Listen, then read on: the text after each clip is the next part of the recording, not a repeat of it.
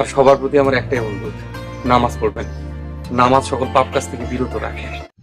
বন্ধুরা, ওয়াহিদ যে মিথ্যে অভিযোগ দিয়ে মোস্তফাকে জেলে পাঠিয়েছিল, সেই অভিযোগ ওয়াহিদের কাঁধে এসে পড়ে। কারণ ওয়াহিদ হিংসের কারণে মোস্তফাকে ফাঁসিয়ে তাকে জেলে পাঠিয়েছিল। কিন্তু মোস্তফা নিজেকে নির্দোষ প্রমাণিত করতে পেরেছে, এমনকি যে কাজটি করেছে তাকেও ধরিয়ে দিতে পেরেছে। তো বন্ধুরা, ইমাম সাহেব নাটকের 7 নাম্বার পর্বটি কবে আসবে তারই সকল কিছুর আপডেট জানিয়ে দিব আজকের এই ভিডিওতে। তো হ্যালো ভিউয়ার্স, আসসালামু আলাইকুম। আশা করি আপনারা সকলে অনেক বেশি ভালো আছেন। তো ইতিমধ্যেই হয়তো বা আপনারা ইমাম সাহেব নাটকের 6 নাম্বার পর্বটি দেখে ফেলেছেন। এখন 7 নাম্বার পর্বটি দেখার জন্য অধীর আগ্রহে বসে আছেন। আজকের এই ভিডিওতে জানিয়ে দিব ইমাম সাহেব নাটকের 7 নাম্বার পর্বটি কবে আসবে।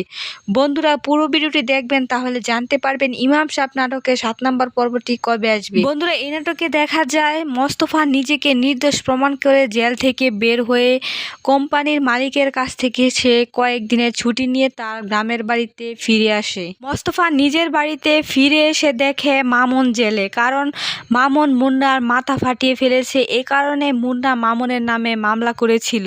মোস্তফা মুন্নাকে বুঝায় সে যেন মামুনের উপর থেকে মামলা তুলে নেয়। মুন্নাও মোস্তফার কথায় রাজি হয়, সে মামুনের উপর থেকে মামলা তুলে নেয়। মোস্তফা মামুনকে আবারও বাড়ি ফিরিয়ে নিয়ে আসে। মামুন ও মুন্না তারা দুজনেই নিজের ভুল বুঝতে পেরেছে যে তারা তাদের বড় ভাইয়ের উপর কি অত্যাচার করেছিল। তারা এখন মোস্তফার কাছে মাফ চাইছে।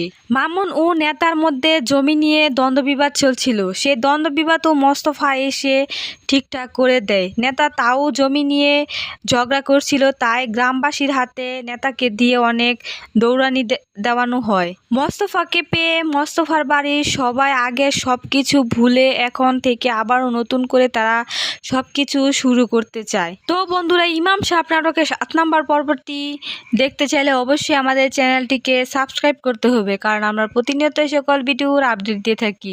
বন্ধুরা, নাটকটি ভালোবেসে কে কোথা থেকে দেখছেন তা কমেন্টের মাধ্যমে জানিয়ে দিবেন। বন্ধুরা, চলুন বেশি কথা না বাড়িয়ে জানা যাক ইমাম সাহেব নাটকের 7 নাম্বার পর্বটি কবে আসতে চলেছে। হ্যাঁ বন্ধুরা, ইমাম সাহেব নাটকের 7 নাম্বার পর্বটি আগামী শুক্রবার বিকেল 3 ঘটিকায় ইগল ইসলামিক নাটক ইউটিউব চ্যানেলে আসতে চলেছে। আশা করি সকলে বুঝতে পেরেছেন। সেই সাথে পরবর্তী ভিডিও দেখার আমন্ত্রণ জানিয়ে আজকের মতো এখানেই বিদায় নিচ্ছি। আল্লাহ হাফেজ।